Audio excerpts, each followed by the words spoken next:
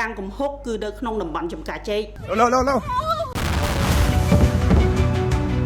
4 মাস স্থির থাকার পর আবারও সংঘর্ষ ছড়িয়ে পড়েছে থাইল্যান্ড ও কম্বোডিয়ার সীমান্তে।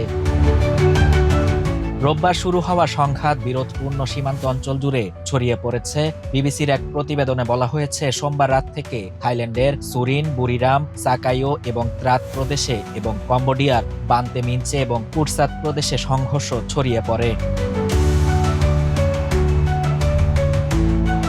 এএফপি জানিয়েছে, মঙ্গলবার পর্যন্ত প্রাণহানি বেড়ে দাঁড়িয়েছে অন্তত 10 জনে। ইতোমধ্যেই ঘরবাড়ি ছেড়ে পালিয়েছেন 1,40,000-এরও বেশি মানুষ। এদিকে এই সংঘর্ষের জন্য শুরু থেকে একে অপরকে দোষারোপ করছে দুই দেশ।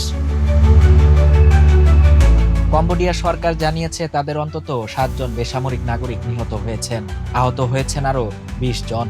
এছাড়া সীমান্তের 3টি প্রদেশ থেকে 21,000-এরও বেশি মানুষ বাস্তুচ্যুত হয়েছে বলে জানিয়েছে দেশটির সরকার।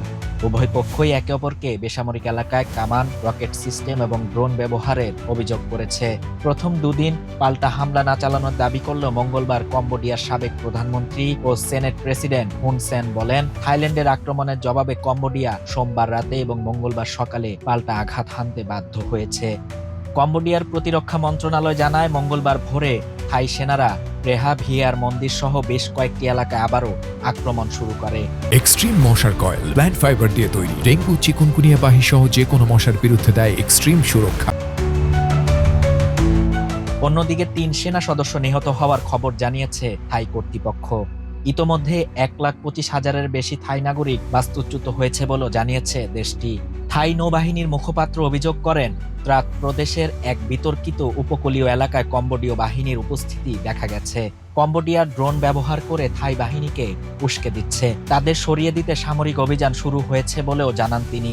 থাইল্যান্ডের পররাষ্ট্রমন্ত্রী সিহাসাক ফুয়াংকেটকেও বিবিসিকে দেয়া এক সাক্ষাৎকারে বলেন, থাইল্যান্ড কম্বোডিয়া যুদ্ধবিরতি কার্যকরভাবে কাজ করছে না। তিনি অভিযোগ করেন, চুক্তির শর্ত লঙ্ঘন করেছে কম্বোডিয়া। অক্টোবরে যুক্তরাষ্ট্রের প্রেসিডেন্ট ডোনাল্ড ট্রাম্পের উপস্থিতিতে দুই দেশ যে শান্তি চুক্তি সই করেছিল তা দ্রুত অকার্যকর হয়ে পড়ছে বলে ইঙ্গিত করেন সিহাসাক। এর আগে সীমান্ত নিয়ে বিবাদের জেরে দীর্ঘ 15 বছরের যুদ্ধ বিরতি ভেঙে গত জুলাই মাসে সংঘাতে জড়িয়েছিল থাইল্যান্ড কম্বোডিয়া। 5 দিন ধরে চলা ওই সংঘাতে অন্তত 43 জন নিহত হন।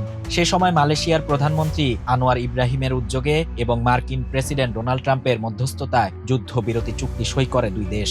থাইল্যান্ড ও কম্বোডিয়ার মধ্যে 817 কিলোমিটার দীর্ঘ স্থল সীমান্তের বিভিন্ন অংশে 1 শতাব্দীরও বেশি সময় ধরে সার্বভৌমত্ব নিয়ে বিরোধ চলছে।